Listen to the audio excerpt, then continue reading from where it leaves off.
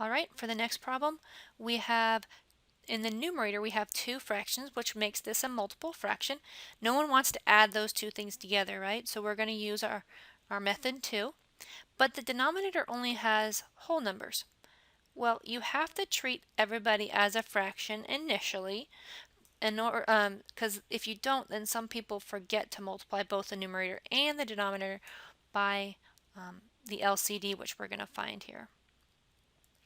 So the LCD between all denominators, and the denominators I'm looking at are x and y and 1 and 1. Not the x and the 3, those are numerators in the denominator. So we have x and y, and they both are raised to the 1 power.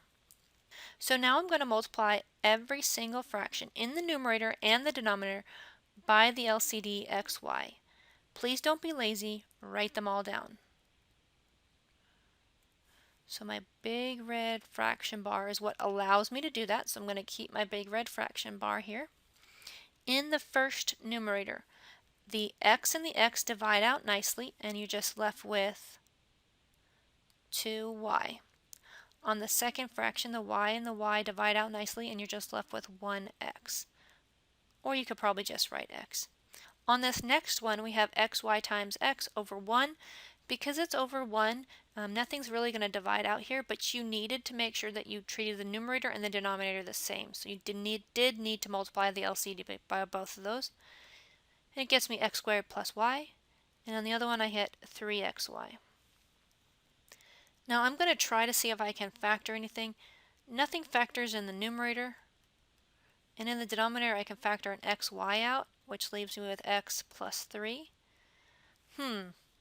Nothing divides out nicely, so this is my answer, or this one's my answer. They're both the same, just written slightly different. Nothing reduced, so either one will work. On this next problem, I'm looking for the LCD. Don't forget to turn your h into an h over 1. So the LCD, I'm looking at all denominators. I have to have a factor of x, 3 plus h. I have to have a factor of the 3, and 1, you don't really need to include that. So that's going to be my LCD, 3 times 3 plus h. Now I have to write that on every single numerator. So I'm going to go ahead and write 3 plus h and times a 3. It doesn't really matter what order you put them in, you just have to have them on all of them. On the first fraction in the numerator, I'm going to continue to write my big red fraction bar in red. On the first fraction in the numerator, it looks like the 3 plus h divides out, and I'm left with 3 times 5 plus h. I will finish that up in a minute, but I'm not going to worry about it right now. I don't want to make any mistakes. Then there's a minus. On the second fraction, the 3 divides out, and I'm left with 5 times 3 plus h. Again, I'm not going to distribute those out until later because I don't want to forget that the negative is attached there.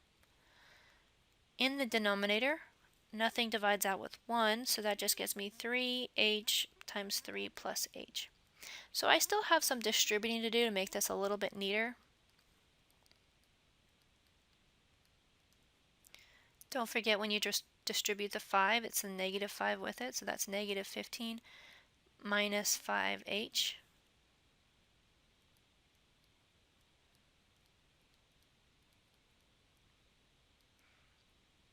And I combine like terms. The 15 minus 15 adds to 0, and I am just left with 3h minus 3h minus 5h, which is negative 2h.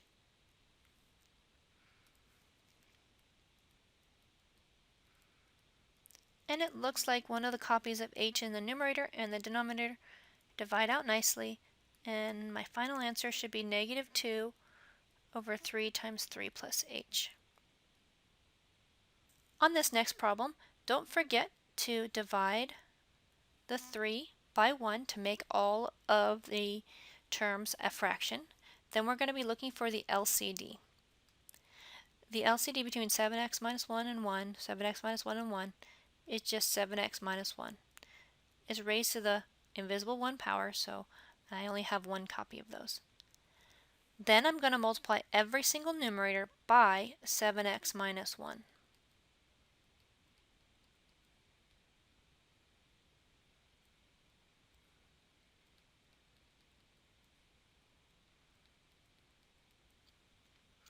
On the first fraction, the 7x minus 1 divides out, and I am just left with 3.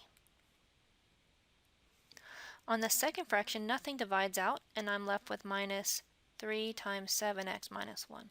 Don't try to do that in your head. You might forget to bring the minus down and distribute the minus, so try to do that on another step. In the denominator, the first fraction, the 7x minus 1 divides out, and you're just left with 3. Then we have a plus. Nothing divides out on the last fraction, 3 times 7x minus 1. We're going to distribute and combine like terms if we can. 3 minus 21x plus 3 over 3 plus 21x minus 3. In the numerator, when we combine like terms, we get 6 minus 21x. And in the denominator, the 3's divide out, and I'm just left with 21x. It looks like I can factor the numerator that has a GCF of 3. 2 minus 7x. And the 3 and the 21 can divide out to 7 in the denominator. So my final answer is 2 minus 7x over 7x. Can you divide the 7x and the 7x? No, because the numerator 7x is within its own binomial, so that little minus sign basically glues those two terms together in the binomial in a parenthesis. So don't try to cancel those 7x with a 7x. That is our final answer, and we are done.